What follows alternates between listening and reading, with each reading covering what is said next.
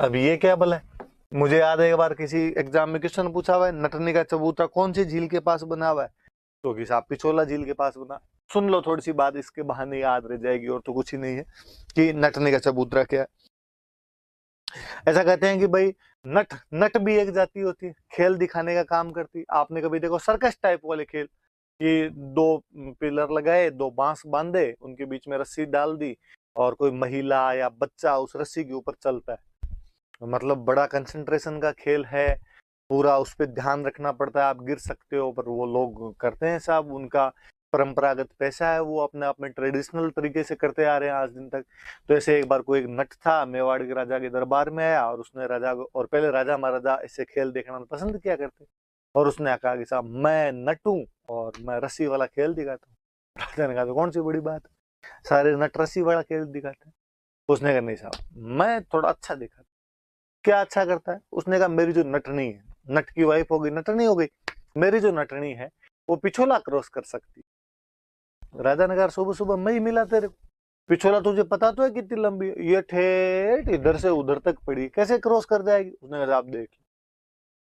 और कहते हैं कि एक राजा ने घोषणा करवाई साहब इतने दिन बाद में ऐसे ऐसे नट की जो वाइफ है नटनी है वो पिछोला क्रॉस करेगी, सारे देखने के लिए आमंत्रित हो। तो नट ने कहा कि साहब मैं दिखा दूं पिछोला क्रॉस कर जाए तो क्या मिलेगा? राजा जी रो के अंदर थे। राजा ने कहा कि यदि पूरा क्रॉस कर जाए ना तो आधा मेवाड़ दिया, आधा राज्य दे दूंगा इनाम में।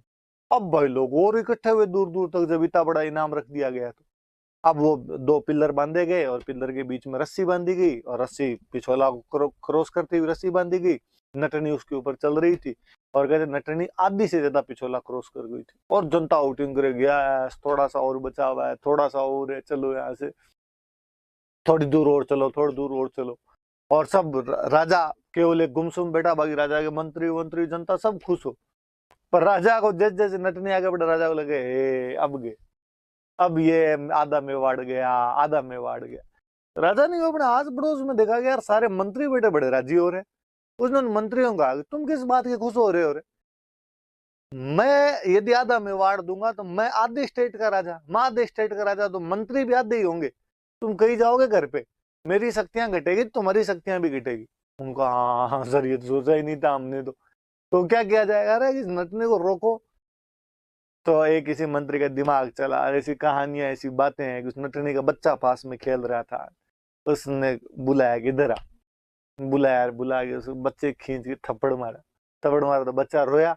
बच्चा रोया तो माँ का ध्यान बच्चे के रोने की तरफ गया। और आप नोटिस ही कर लेना, अपनी जो मम्मियां होती है, बच्चा कहीं रोए, कितनी दूर हो, मम्मी को फटाफट पता चल जाता है कि रोती है। मुझे तो हमेशा महिलाओं वाली सिक्स सेंस का बड़ा जोरदार लगता है कि एक तो मम्मियों को भले ही कहीं बाड़े में काम कर रही है या घर में कहीं झाड़ू पोछे अलग से कर रही है, रसोई में दूध उफन जाए तो पता नहीं कहाँ से सुगंध आती है उनको कि दूध उफन रहा है, अपने को नहीं पता चलता, उनको ही पता चलता है।